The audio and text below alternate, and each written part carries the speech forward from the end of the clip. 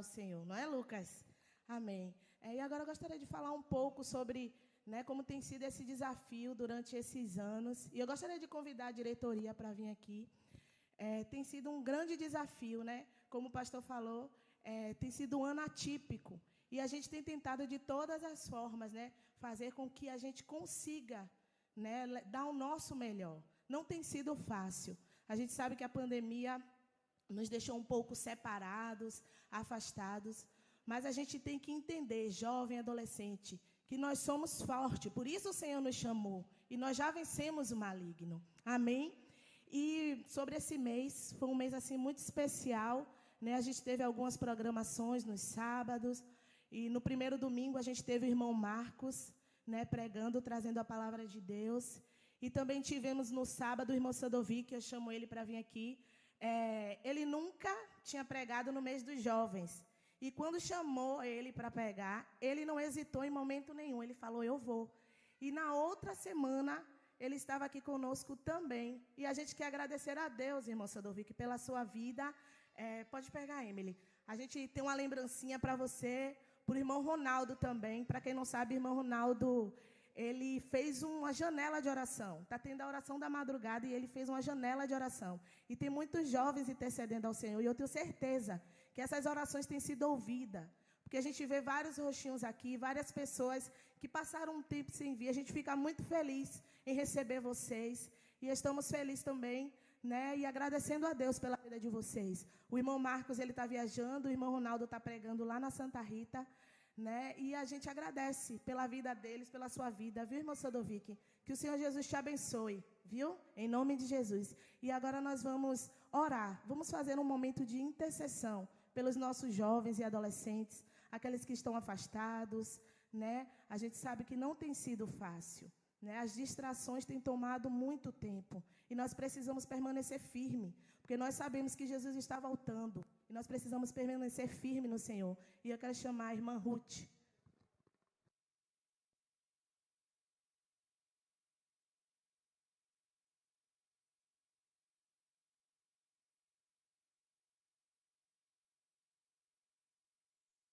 Amém?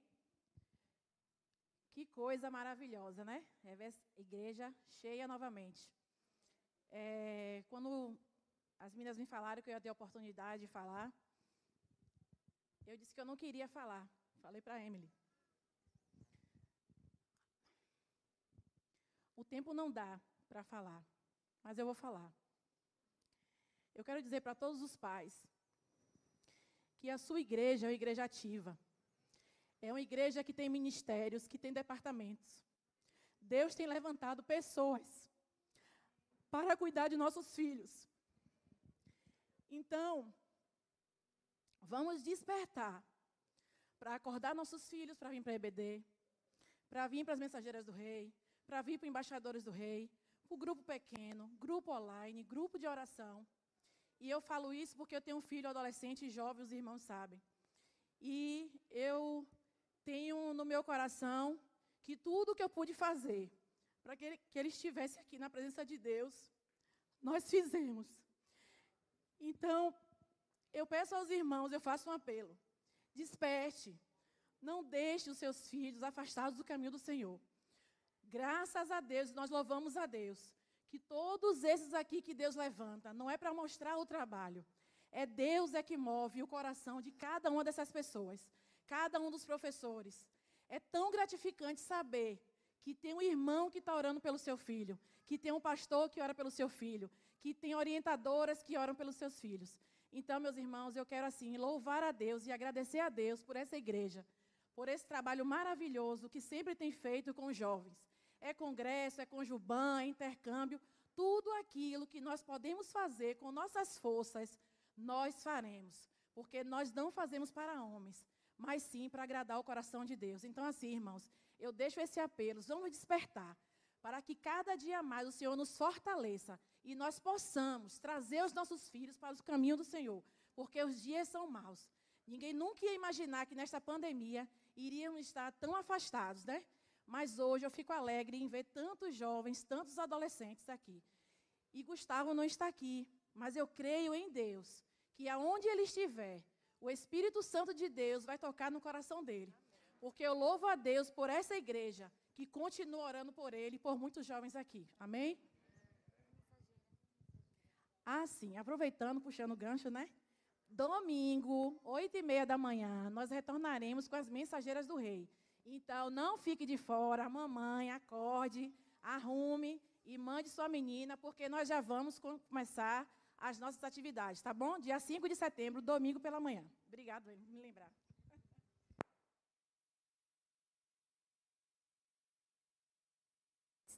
Amém, amém. Glória a Deus. Vamos nos colocar de pé. O momento é de intercessão, é de oração, é de clamor. Então, vamos nos colocar de pé diante do Senhor e orar por esses jovens, por esses adolescentes, não só os que estão aqui, mas aqueles que estão aqui e aqueles que estão aqui. Então, pense nesse jovem, pense nesse adolescente e eleve seus pensamentos a Deus junto comigo. Senhor Deus, Pai de amor, de fidelidade, de bondade, Pai de misericórdia, Deus de todas as oportunidades, nós nos colocamos diante da Tua presença porque nós somos os Teus servos e nós sabemos, Senhor, que o nosso clamor, ele é ouvido por Ti. Deus, nesse momento, de maneira muito especial, nós colocamos diante da Tua presença os nossos jovens e os nossos adolescentes. Senhor, nós colocamos diante da Tua presença porque nós sabemos que é na Tua presença, Senhor, o melhor lugar para eles estarem. Deus, nós nos colocamos, Pai, diante de Ti, clamamos a Ti, Senhor, que a Tua mão esteja sobre cada um deles, protegendo, guardando, livrando, Senhor, dos perigos externos, dos perigos internos, Deus. Pai, como Tu nos formastes, o Senhor sabe, Senhor, das nossas aflições, das nossas angústias. Senhor, e eu sei que o Senhor conhece cada coração de cada jovem, de cada adolescente. Conhece as suas angústias, conhece as suas dores, conhece, Senhor, as suas dúvidas. Senhor, e eu te peço, sonda cada coração, Deus, que cada jovem, que cada adolescente saiba que o Senhor é um Deus de amor, que o Senhor é um Deus de acolhimento, que o Senhor é um Deus que acolhe, que abraça, que sabe, Senhor, que nós somos pecadores, que nós erramos, mas é, Senhor, diante de Ti que nós nos refazemos, que nós nos reconstituímos. Senhor, que cada jovem, que cada adolescente busque a Ti, não por medo da punição, não por medo do pecado, mas por entendimento que é um relacionamento contigo, Senhor, que faz cada um de nós seguirmos nessa caminhada da vida. Deus, nós como diretoria, colocamos, Senhor, os jovens e os adolescentes desta igreja diante de Ti. Nós clamamos, Senhor, por cada um deles e pedimos, Deus, e declaramos, Senhor, que nenhum deles ficará para trás. Nenhum deles ficará para trás, Pai. Que nós possamos estar sempre com o coração aberto, com os braços descruzados, com as pernas prontas, Senhor, para batalhar por cada um deles. Esta é a nossa oração, este é o nosso clamor. Em nome de Jesus. Amém. Glória a Deus.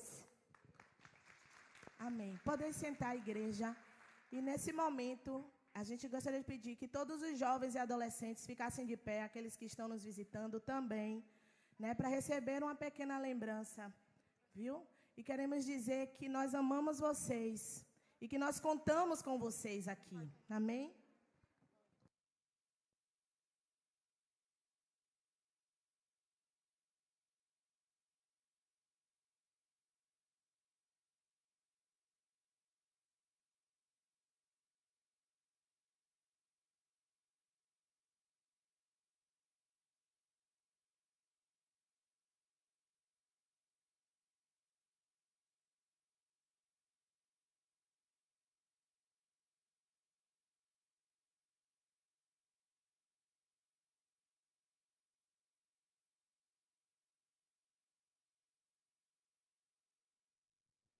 Salve aí, galera, paz, tudo bem? Ganhando suas lembrancinhas aí, né, seu jovem, beleza, né? Maravilha, fui pegar como é que diz, uma cesta não, né, uma bandeja assim, obrigado. Disseram, não, você fica aqui, tem um negócio mais, agradável. Tiraram o barbudo de cena, disse, leva as meninas para poder ficar mais bonitinho, né? Tirando foto lá, Lipão, me deixaram aqui, tá vendo? Por isso que eu peguei o microfone e estou aqui falando, para não ficar parado, né? Ah, que bom, irmãos, que momento maravilhoso. Isso é o que a gente, né, traz como uma lembrança singela, pequena, com sinceridade, mas para mostrar que você jamais, né, foi esquecido. E se a gente consegue lembrar de vocês, imagina Deus que diz que não esquece jamais de nós. Então, Ele tem cuidado de cada um de vocês. Permaneçam, né, firmes, buscando ao Senhor, buscando o entendimento por amor a Ele, por amor à palavra dEle, tá bom? Então, nosso muito obrigado por você estar aqui, nossa gratidão, que bom, que legal, que massa ver todo esse cenário voltando à tona. Enquanto isso, né, o pessoal já receberam os seus bombons aí, e, por favor, cadê vai guardar o meu, né? Ah, já fizeram assim, eu acho que eu já vou sobrar. O meu de minha esposa não vai ter não, né? Cadê Neilane? Ah, eu vou cobrar de você depois, se preocupe não. Brincadeira, gente, a gente está muito feliz, né? Então, todos já receberam, já posso chamar aqui o nosso irmão Glênio, pode se colocar aqui para a gente poder também participar desse momento muito bom, que é a palavra de Deus, é o conteúdo, é aquilo que Deus tem para cada um de nós aqui na continuidade. Cadê o... Já está... Foi esse aqui, cadê? Foi esse? Aqui, meu irmão, esse aqui. E quem lembra de Glênio aí, faz assim, levanta a mão. Uma boa parte não está aqui no momento, meu irmão, mas tem uma galera aqui que lembra, conhece toda essa igreja aqui, te recebe de muita felicidade. Fique à vontade, Deus abençoe, pregue a palavra à vontade.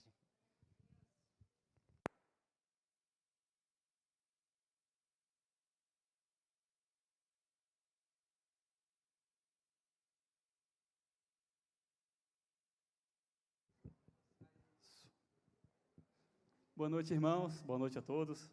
Eu trago um abraço da Igreja Batista Betânia, igreja ao qual eu sou membro, que eu congrego, nas pessoas do pastor Eli, pastor Emérito, meu pai, e pastor Sávio. Recebam o nosso abraço e a nossa gratidão por estar aqui. Conhecemos o pastor Erivaldo há muito tempo, as filhas dele da época de Pojuca, os retiros de Pojuca, não é? E a gente percebe que realmente o tempo passa, não é? Mas passa com o Senhor, que é o principal. Vamos abrir então as nossas Bíblias, na carta aos Filipenses, capítulo 4, estaremos lendo os versos 11 a 13, texto bem conhecido de todos nós, texto ao qual estaremos nos baseando para a nossa rápida reflexão desta noite, Filipenses, capítulo 4, versos 11 a 13.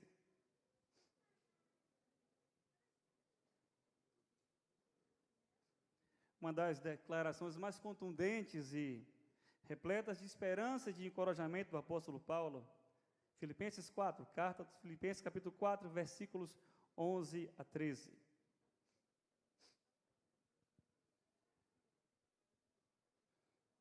Estarei lendo aqui na minha Bíblia, você pode acompanhar aqui na igreja, onde quer que você esteja, tá bom? Estarei começando agora. Versículo 11, nós lemos assim: Não estou dizendo isso porque esteja necessitado, pois aprendi a adaptar-me a toda e qualquer circunstância. Sei o que é passar necessidade e sei o que é ter fartura. Aprendi o segredo de viver contente em toda e qualquer situação. Seja bem alimentado, seja com fome, tendo muito ou passando necessidade. Posso todas as coisas naquele que me fortalece. Posso todas as coisas naquele que me fortalece. Amém. Nos meus tempos de estudante, quando eu fazia o 2º grau, tinha uma matéria que eu não ia muito com a cara. Matemática era desprezível, absolutamente desprezível, eu era péssimo em matemática, ainda sou. Agora, botânica me causava arrepios. E os irmãos sabem, os estudantes sabem que botânica é a área da ciência, a área dos estudos que estuda o reino vegetal. E eu não via graça na botânica porque eu não via graça nos vegetais. Eu nunca vi um girassol caminhando pela praia com o seu dono. Eu nunca vi uma rosa debruçando as suas pétalas para serem acariciadas por uma pessoa. Sabe por que eu nunca vi? Porque vegetais e plantas não interagem dessa forma com o ser humano.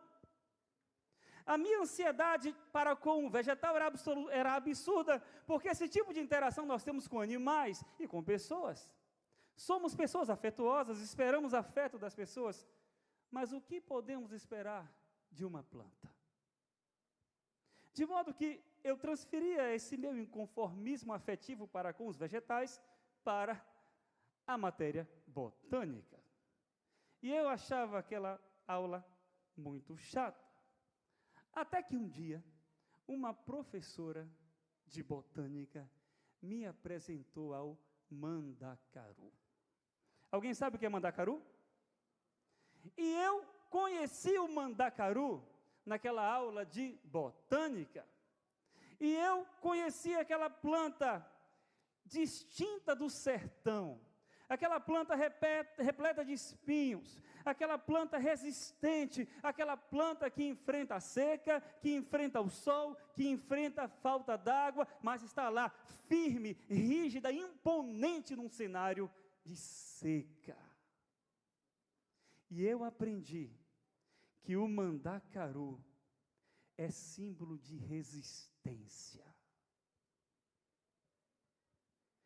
Não apenas resistência no sertão, mas resistência na vida.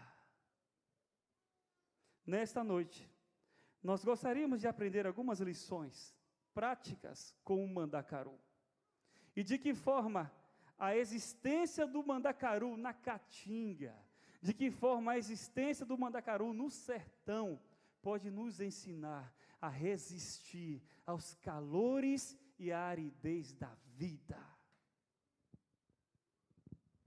E eu gostaria de começar, irmãos, dizendo o seguinte: o mandacaru, esta planta tão conhecida do Nordeste, tão conhecida e presente na Caatinga, resiste às intempéries do calor, resiste à aridez da existência, resiste a toda aquela dificuldade de sobrevivência natural daquele ambiente inóspito, porque ele tem uma grande capacidade de captar e reter água dentro do seu tronco.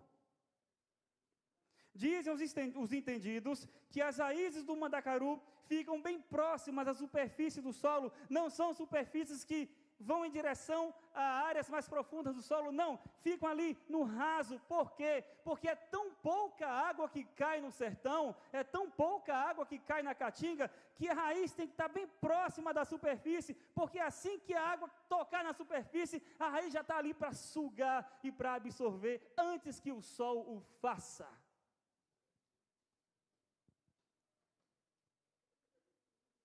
O mandacaru, portanto, resiste às intempéries do sertão, ao sol e à caatinga, porque ele retém água. Desesperadamente ele retém água.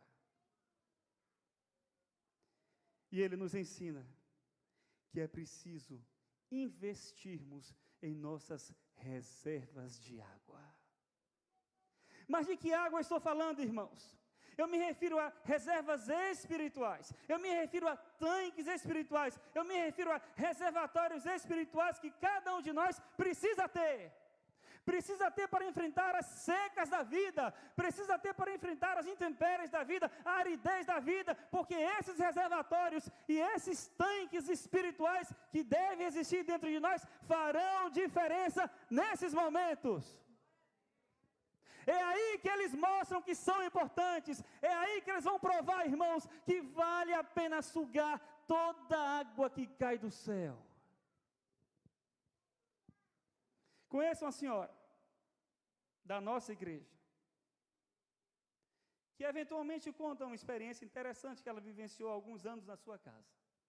O marido dela não é cristão até hoje, mas ela, firme na igreja, ia para a igreja, levava os filhos e tinha muita dificuldade com o culto doméstico.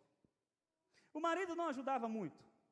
Ela tentava fazer uma programação na casa dela, ler a Bíblia, orar, mas o marido, por não ser muito envolvido, acabava se distanciando um pouco. Ela entendia, era uma mulher sábia, mas os filhos, ela fazia questão. E ela dizia: olha, Eu chegava do trabalho, de noite já, e chamava os meus filhos, vamos fazer agora o culto doméstico. Um fazia uma cara feia de um lado, o outro abria a boca do outro, o outro dizia que estava cansado do outro, mas eu insistia, não, vamos ter esse momento aqui com Deus. Vamos lá, todo mundo, mãe, eu não quero, vamos lá assim mesmo. Mas eu não quero mais, vamos assim mesmo. O seu pai não quer participar, eu vou respeitar, mas vocês eu quero que participem. E lá iam os três, sem vontade nenhuma, quase que na marra, mas iam. E orava, e reclamava, e cantava, e reclamava, mas iam. E de vez em quando aquela mulher dizia, até que ponto está valendo a pena isso? É um sufoco, é um sofrimento, é cara feia de um lado, é má vontade do outro, mas eu creio que Deus está comigo, e eles iam. Então surge a pandemia. Os meninos hoje são adolescentes. Idade difícil, complicada. Imagina um adolescente absorver uma pandemia. E ela disse, olha, o equilíbrio que os meus filhos têm hoje diante desse caos foi construído nos cultos domésticos. Porque ali esses reservatórios foram formados. Os tanques dos meus filhos foram formados ali, com má vontade muitas vezes, sabe? Com insistência de não ir muitas vezes, mas a palavra era pregada, eu orava, eu lia a Bíblia, e os tanques iam enchendo, e eu não percebia que o volume de água espiritual ia subindo, porque essas coisas nem sempre a gente percebe, mas estava subindo, e hoje, irmãos, eles estão na igreja firmes. Tanques espirituais, raízes, absorvendo desesperadamente a água que vem do céu, em meio à aridez da terra. Conhece uma irmã, um irmão, aliás, que trabalha o dia todo. Ele tem um pai doente, chega em casa cansado e vai ajudar o pai nas suas limitações. Não é fácil. E ele disse que o trabalho dele exige muito dele, exige concentração, ele chega com dores no corpo, o dia todo numa cadeira, no computador, e quando chega em casa com a maior boa vontade, senso de responsabilidade e amor, vai cuidar do seu pai. Quando as suas atividades no trabalho domésticas, enfim, se encerram, é para lá perto de meia-noite, e é o tempo que ele tem de orar e ler a Bíblia. E ele diz, olha, eu não sei como é que eu consigo ler a Bíblia, eu vou cansado, eu vou abrindo a boca, é bocejando, é amém e boceja de um lado, é o Senhor meu pastor e nada me faltará, e boceja do outro, e o olho vai caindo, e a pestana vai caindo, eu vou insistindo, eu vou orando, é sono de um lado, é aleluia do outro. E ele diz, eu não sei como eu vou conseguir orar desse jeito, será que Deus recebe essa oração? A pandemia chegou. Vários colegas dele estão com sérios problemas emocionais, colegas do trabalho. E ele disse, hoje eu sei a diferença que isso tem feito na minha vida. Porque as minhas reservas estão repletas de água. Conheço uma irmã que está desempregada desde antes da pandemia. Chegou a pandemia, o negócio piorou um pouquinho. Ela recebeu umas propostas financeiras não tão morais assim. E ela disse não. E ela disse que disse não porque ela é uma crente. Ela disse que disse não porque ela tem reservas morais. Ela disse que disse não porque ela tem consciência diante de Deus do que é certo e do que é errado. Mas ela precisava do dinheiro, mas ela disse não. Ela disse que não foi fácil dizer não, mas ela disse. E disse não. E hoje ela ainda desempregada, diz, eu não me arrependo, porque aquele não me deu paz, me deu a consciência de que eu estou fazendo as coisas certas, e as minhas reservas espirituais estão se avolumando para enfrentar este momento difícil. Culto doméstico, oração, insistência, persistência, olhar uma cara feia de uma criança e não achar que é o fim do mundo, que tem coisa muito pior por aí. O mundo é muito pior que uma cara feia.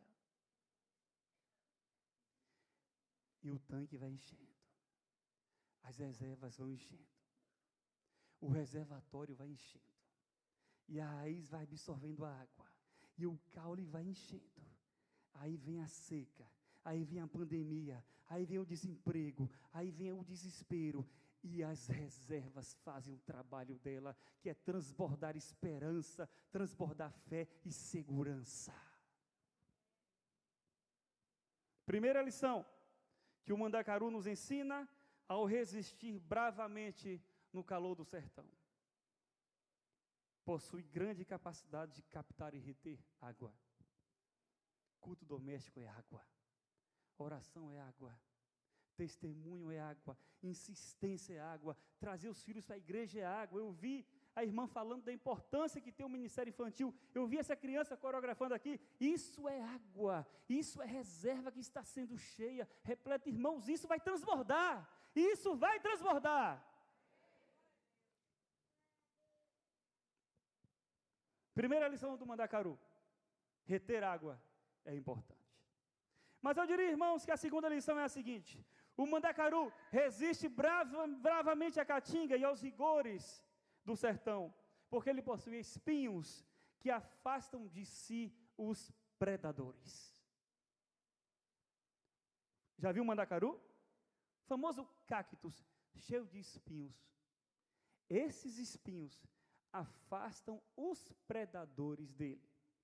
Que predadores? Boi, gavião, carcará e tantos outros que sabem que ali tem água e por isso vão na direção do Mandacaru para abocanhá-lo e para beber a água.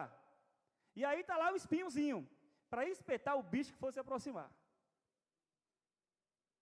Da mesma forma, nós cristãos temos os nossos espinhos. Naturalmente, não vamos sair espetando as pessoas por aí. Você já viu o Mandacaru correndo atrás de um boi que o abocanhou para espetá-lo? Não. E os cristãos não espetam ninguém, mas se defendem com os espinhos que Deus lhes deu. A que espinhos eu me refiro? Eu me refiro, irmãos, às armas forjadas pelos céus que cada um de nós tem para enfrentar as intempéries da vida. Acompanhe na sua Bíblia. Efésios capítulo 6, versos 13 a 17. Olha só os espinhos que Deus nos deu para afugentarmos os predadores deste mundo cruel. Carta aos Efésios, capítulo 6, versos 13 a 17. Quais são esses espinhos? Quais são essas armas? Espinhos que, assim como o Mandacaru, nos protegem dos predadores cruéis deste século. Estarei lendo, acompanhe na sua Bíblia, Carta aos Efésios, capítulo 6, versos 13 a 17. Acompanhe. Por isso, vistam toda a armadura de Deus, para que possam resistir ao dia mau e permanecer firmes. Depois de terem feito tudo. Mantenham-se firmes. Atenção, cingindo-se com o espinho número 1, o cinto da verdade. Vestindo o espinho número 2, a couraça da justiça. E tendo os pés calçados com o espinho número 3, o evangelho da paz. Além disso, usem o espinho número 4, o escudo da fé, com o qual vocês poderão apagar todas as setas inflamadas do maligno. Usem o espinho número 5, o capacete da salvação. E o espinho número 6, espada do Espírito, que é a palavra de Deus. Espinhos. Armas forjadas por Deus para cada um de nós. Espinhos que servem para afugentar os predadores deste mundo. Que predadores? Desespero, desemprego, enfermidades, injúrias, calúnias, difamações, dificuldades financeiras, dificuldades emocionais, dificuldades e crises espirituais, predadores que nos rondam, como aqueles animais que rondam um mandacaru na caatinga, mas aí surgem os nossos espinhos. Irmãos, eu fico imaginando uma pessoa que não tem um espinho chamado escudo da fé. Uma pessoa que não tem fé. Uma pessoa que não tem a consciência de que existe um Deus que controla tudo, que tem tudo sob as suas mãos. Uma pessoa que, em meio a um contexto conturbado como que nós estamos vivendo, simplesmente não tem em quem se amparar. Vai se amparar em quem? Na justiça, na ciência, nos químicos, nas vacinas que têm o seu efeito positivo, graças a Deus. Mas vai se amparar em quem? Eu fico imaginando uma pessoa num ambiente conturbado, num ambiente extremamente crítico, sem ter a consciência de que existe uma mão poderosa, uma mão consciente que rege a sua vida. Essa pessoa está entregue à própria sorte, caminha sem direção. É uma pessoa que não tem a consciência de que alguém está controlando tudo. Essa pessoa entende que tudo é obra do acaso, tudo é obra do caos. Eu estou a esmo, eu estou perdido. Não tem um espinho, escudo da fé. Aí vem um desastre, vem uma pandemia da vida, vem uma situação difícil. Vai fazer o que sem fé? Vai apelar para quem? Vai se apoiar em quem? Fique imaginando uma pessoa sem o espinho chamado capacete da salvação. Eu sei para onde eu vou. Você sabe para onde você vai. Nós sabemos para onde estamos indo. E o fato de sabermos para onde nós estamos indo, irmãos, nos traz uma segurança muito grande diante de tudo que acontece. Porque aconteça o que aconteça, eu sei para onde eu vou.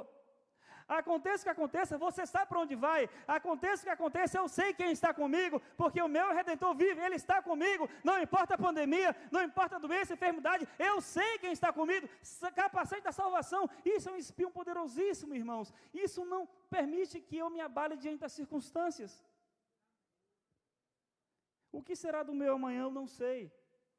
Mas eu tenho esse espinho que me traz serenidade e tranquilidade diante da vida. O capacete da salvação. Eu sei em quem tenho crido, eu sei para onde eu vou.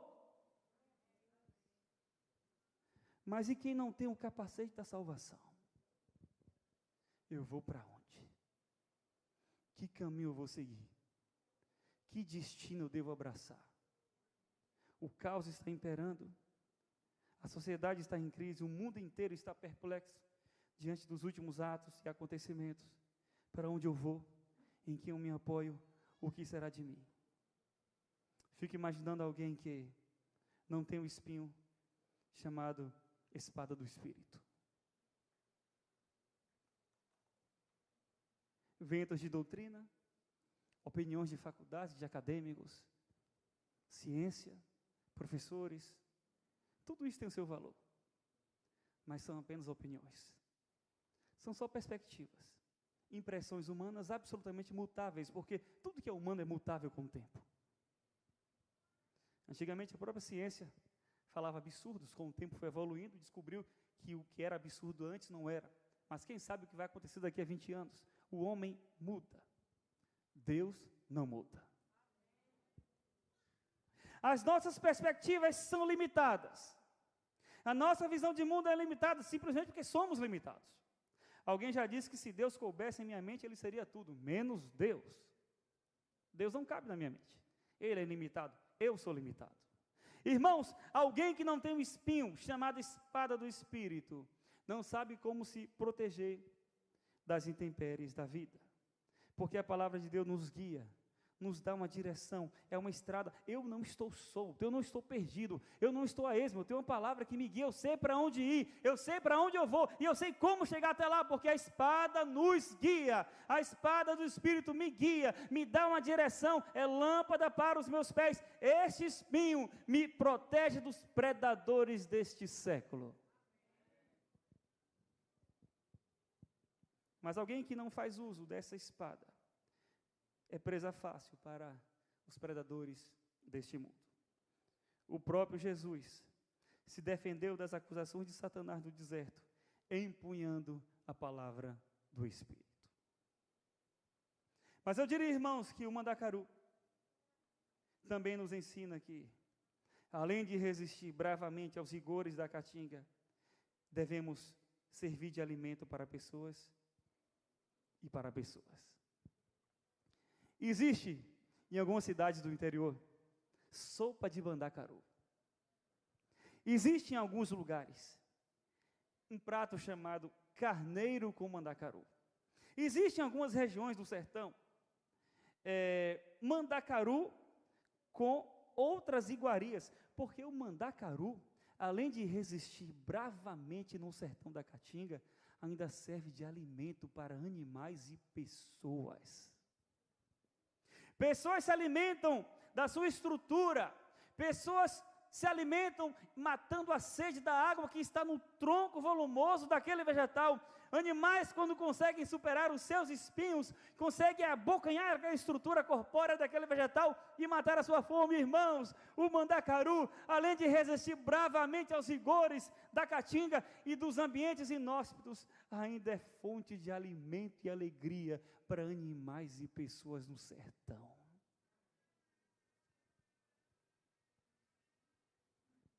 E o que é a vida cristã?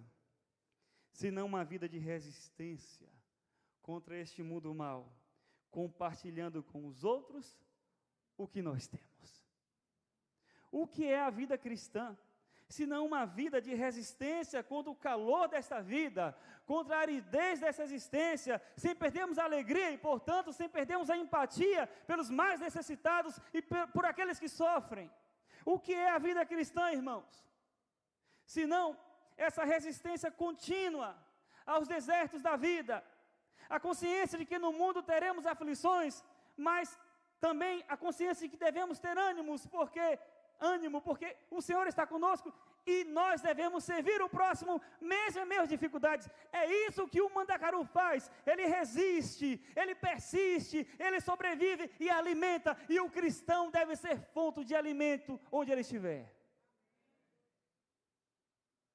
Nós alimentamos as pessoas não apenas com cestas básicas, mas com o nosso testemunho.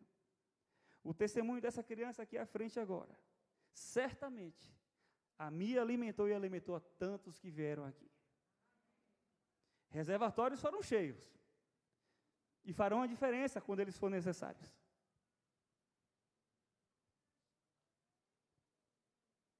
Eu fico feliz de saber que nesses tempos difíceis, tantas igrejas acabaram sendo fontes de arrecadação de cestas básicas para tantas pessoas que padeceram grandes dificuldades. E nós acompanhamos na internet, no YouTube, nas redes sociais, campanhas e mais campanhas de igrejas, de congregações grandes, pequenas, espalhadas por esse país afora.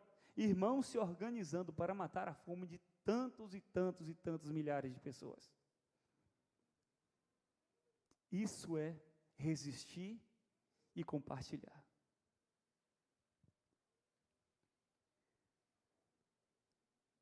No livro de Atos, capítulo 3, verso 1, não precisa abrir sua Bíblia, nós lemos algo interessante.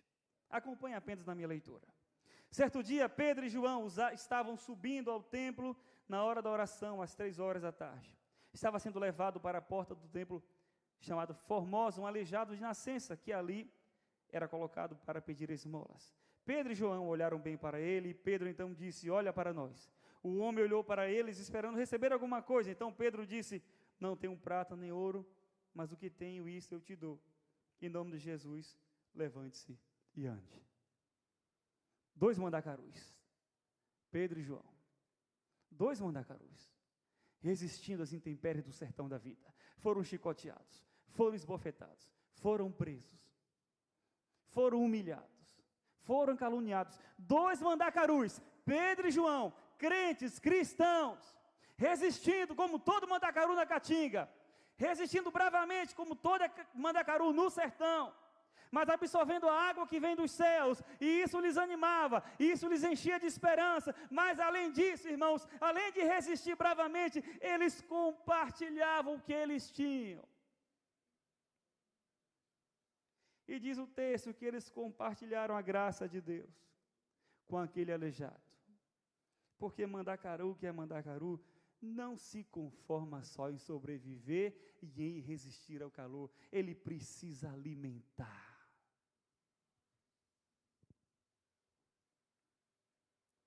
E eu me lembro de uma cena muito bonita que eu vi no YouTube, eu acho que alguns irmãos acabaram vendo também, envolvendo o pastor Paulo César, cantor do grupo Logos. Alguns meses atrás, a sua esposa, a sua saudosa esposa, veio a falecer há pouco tempo, a irmã Nilma, estava acometida por uma grave enfermidade. Ela já vinha lutando contra essa enfermidade há alguns anos já, mas nos últimos meses, mais ou menos na segunda onda da pandemia, a situação se agravou e ela teve que ser internada, foi para o hospital e ficou lá durante muito tempo. E o irmão Paulo César, a todo instante, mandava mensagens pelas redes sociais e passava o boletim médico do dia da sua esposa. Ela acabou vindo a falecer, mas antes disso acontecer, irmãos, um grupo de irmãos da cidade onde ele mora, de várias igrejas, organizaram uma vigília e numa determinada noite foram para a casa dele. A pandemia estava no auge, então todo mundo respeitando o distanciamento, usando máscaras, mas aqueles irmãos se posicionaram ao redor da casa do pastor Paulo César.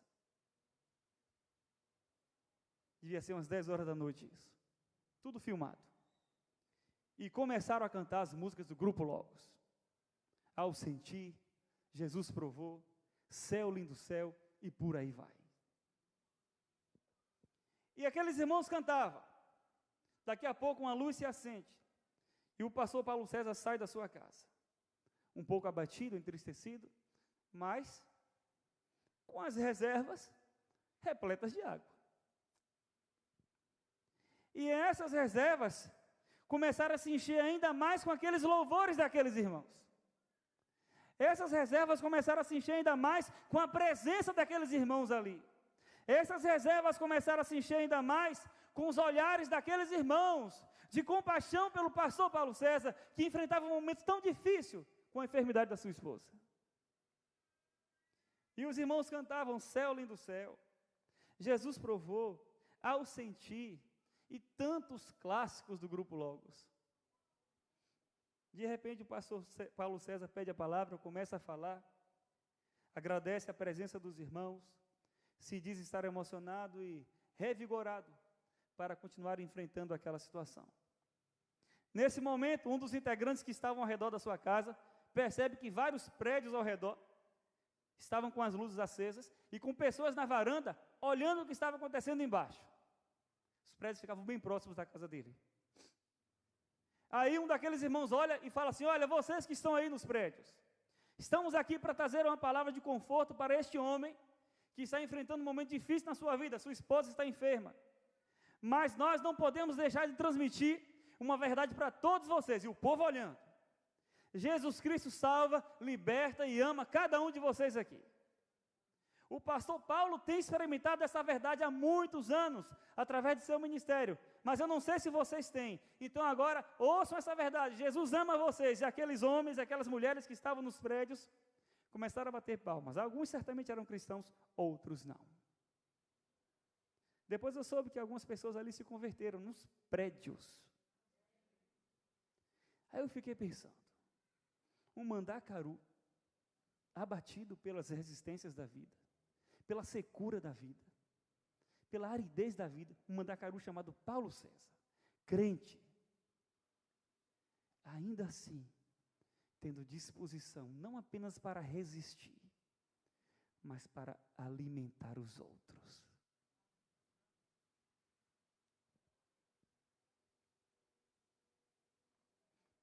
Irmãos,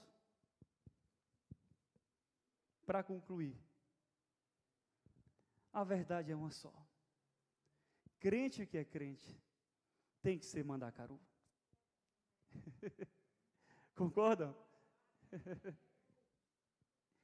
E se for crente nordestino, mais ainda. Mas não tem como. Crente que é crente tem que ser Mandacaru. Porque crente que é crente absorve as verdades de Deus, Absorve esta água da vida que é Cristo diariamente, e as suas raízes estão antenadas bem na beirada do solo da sua vida, para absorver todas as verdades que vêm dos céus. E assim, os seus reservatórios vão enchendo. E quando a coisa aperta, quando a coisa complica, quando a dor chega, os reservatórios transbordam. Mas crente que é crente, irmãos, é mandacaru, porque ele tem espinhos. E os espinhos não são para atacar, mas são para se defender dos predadores desta vida. Desesperança, falta de fé, dificuldade financeira, enfermidades, problemas da família, predadores. Mas aí os espinhos estão ali para defender você, mandacaru. Espada da fé, capacete da salvação e tantos outros espinhos e armas que Deus forjou para cada um de nós. Use cada um deles. Use cada um deles. Ah, mas a minha vida está difícil, o desemprego me pegou, até hoje eu não saí. Aí o capacete da salvação, o capacete da salvação e a espada do Espírito fala: não, mas fique tranquilo, que o seu Redentor vive. Você não está solto, não. Você não está em órbita indefinida. Você sabe para onde você vai. A sua vida está nas mãos de alguém. Descanse nele. É isso que o espinho faz por nós, irmãos. Nos protege dos nossos próprios conflitos interiores, muitas vezes. Mas eles estão lá, espinhos, lutando por nós. Mas crente que é crente é mandacaru, porque ele não apenas resiste bravamente aos rigores desta vida, mas ele ainda alimenta quem está por perto. Conheço crente que vinha sendo ridicularizado nas universidades, que vinha sendo ridicularizado nos ambientes acadêmicos, em outros ambientes, mas depois da pandemia a moral foi Sabe por quê?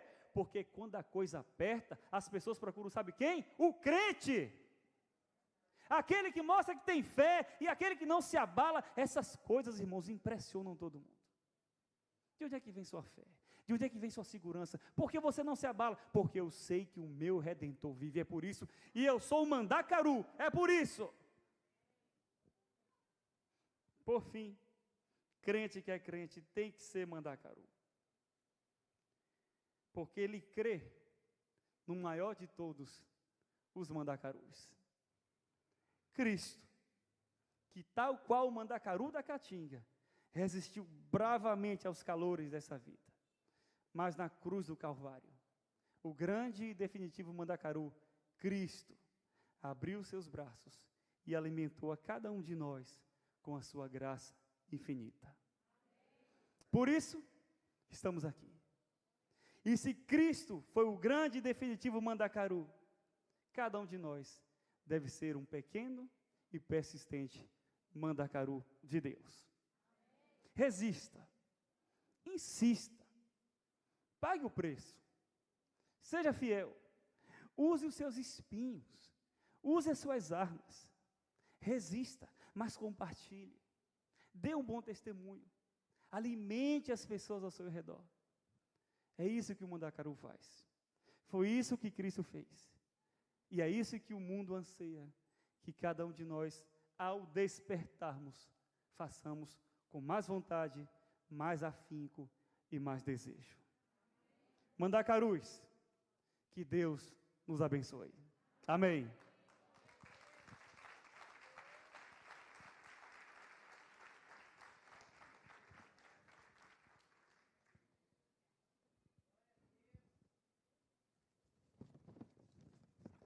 Chegou. Gostaria de convidar o pastor, nesse momento, para pedir ao irmão Glênio também que só aguardasse um minutinho. O pastor vai trazer também um complemento aqui, e logo em seguida nós temos uma lembrança, uma surpresa. Que momento bom, né, irmãos? Que momento agradável, que palavra abençoada. Glênio, Muito obrigado. Saio deste santuário hoje renovado. Eu saio sabendo que eu sou um mandacaru. E eu não sabia que eu era um mandacaru. E que bom que eu estou saindo daqui. Estou muito feliz com você, viu, meu filho? Deus te abençoe, Glênio, Leandro. Deus te abençoe, viu, Leandro? Cadê Anderson? Em Salvador. Que bom. Queridos, esses são os filhos de Eli. É o Glênio, Leandro e Anderson.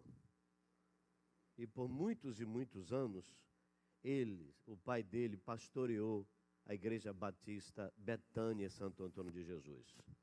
Um grande colega, amiguíssimo nosso. Já esteve na nossa igreja, já pregou várias vezes aqui. E cada viagem que o nosso querido pastor Eli fazia aqui, sempre trazia alegria. E agora quem trouxe a alegria foi o filho. Mostrando para a gente que precisamos entender que na caminhada da nossa fé, o posso todas as coisas naquele que me fortalece, nos mostra que somos um mandacaru. E podemos realmente resistir, porque ainda existe a água do Espírito Santo que ainda está nas nossas vidas. E parabéns, porque você que veio nesta noite pode entender que a bênção de Deus ainda está também sendo derramada na sua vida. Resista às intempéries. Você que é jovem, membro da nossa igreja, está frio na fé, com certeza Deus quer renovar o seu coração nesta noite. Esse pouco d'água que tem na sua vida ainda, com certeza pode fluir rios de águas vivas.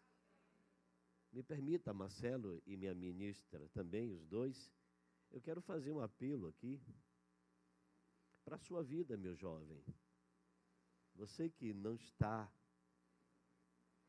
mais no caminho do Senhor, você que está frio na fé, você que se desviou, hoje é um bom dia para você voltar. E você sabe muito bem que a mensagem de hoje falou seu coração. E hoje, Deus quer renovar você. Enquanto os irmãos estão orando, pedindo a Deus, eu gostaria de convidar você para renovar sua fé, para renovar a sua comunhão com Deus. Esqueça tudo que passou. Não se apegue ao passado, não. Deus está disposto a renovar sua fé.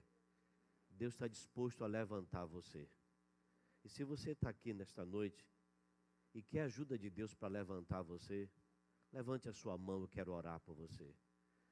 Se nesta noite você está aqui e sente vontade de se reconciliar com Deus, de voltar ao caminho do Senhor, se você sente isso no coração, deixa Deus fazer isso com você, deixa. O tempo de Deus chegou na sua vida. O Espírito do Senhor está falando com você e falou com você. Você não quer fazer isso? Não tenha vergonha. Hoje é um bom dia para você fazer isso. Voltar para a casa de Deus. Se você deseja, levante a sua mão, quero orar por você. Não se preocupe com ninguém. Faça a sua reconciliação com Deus. Há alguém, nós não vamos insistir. Vamos deixar você bem à vontade. Mas se você sente que deseja retornar ao caminho do Senhor, deseja entregar sua vida a Jesus Cristo, levante a sua mão. Aonde está você? Aonde está você? Deus te chama. Deus quer te dar essa nova oportunidade. Se você sente isso, hoje é seu dia. Não existe zanga. Nós vamos estar ali na porta no final. E depois você pode então dizer, pastor, eu tive vontade, mas eu fiquei com vergonha, pastor. Não tem problema. Nós vamos orar por você a si mesmo, tá bom? E pode vir, que estaremos aqui para recebê-lo com alegria, porque Deus dá sempre a segunda oportunidade. Que Deus nos abençoe em nome de Jesus. Vem cá, Marcelo, vem cá, Neilane. Deus abençoe. Amém, irmãos? Nesse momento, irmão Glênio, a gente gostaria de deixar contigo aqui uma singela lembrança. E já aproveitando a oportunidade, gostaria também de chamar o irmão Ronaldo. Já recebi a informação que ele está aqui. Nós temos uma lembrança aqui também para deixar com você, meu irmão. Glênio, nosso muito obrigado. Deus continue te abençoando. A gente lembra de momentos maravilhosos que tivemos lá naquele acampamento. Foi top, foi show de bola. E, se não me engano, você faz desenho, né? Desenhista. Ilustrador. Acho que eu vou pedir para a gente acertar e fazer uma caricatura, um negócio massa de barba. Acho que vai ficar bacana, vai não? Quanto mais feia, mais fácil. Ah, então tá tudo certo. Fechou. Show de bola, gostei. É um cara que fala a verdade, um cara honesto, um cara sincero, eu gosto disso. É muito bom. Show de bola, meu irmão. Deixa eu só voltar aqui também. Só um minuto. Nosso irmão Ronaldo, também nós te agradecemos de coração, né? É uma lembrança singela que a juventude está aí deixando contigo. E graças a Deus que a gente pôde estar junto aí nesse momento maravilhoso, janela de oração na pegada. E não vai acabar esse negócio, não. Né? Mesmo os jovens só e depois nada disso. A pegada, né, continua.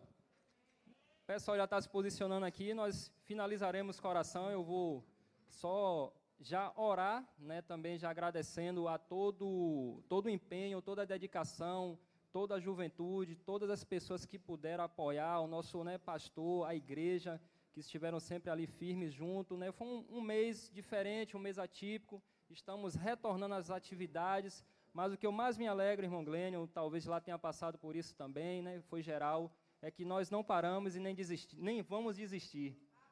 A gente vai continuar na pegada, espinho de Mandacaru, nordestino brabo, a gente continua crendo, confiando na presença de Deus, que é sobre todas as coisas. Te convido a já te colocar de pé, para a gente poder orar, o Ministério de Louvor vai continuar louvando, e vocês já estão, né, despedidos, digamos assim, desse momento. Ano passado, o que eu lembrei, quando fazia, acabou, gente, aí todo mundo fazia aquela coisa assim, o mês está se encerrando, e não teve aquela coisa, né? Mas tudo bem, vamos orar, vamos orar. Senhor, nós te agradecemos por esse momento maravilhoso que aqui nós tivemos. A tua presença é real no nosso meio. Eu tenho certeza que o teu Santo Espírito passeou aqui, entregou mensagens maravilhosas aos corações que buscam fazer as suas reservas na fonte de água viva que é o Senhor.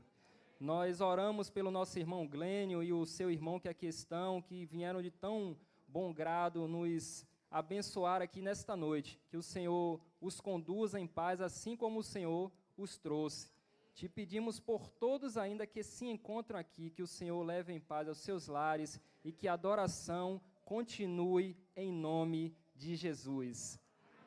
Amém, meus irmãos. Glória a Deus. Valeu, Glênio. Show de bola. E nossa caricatura está de pé, eu vou te ligar.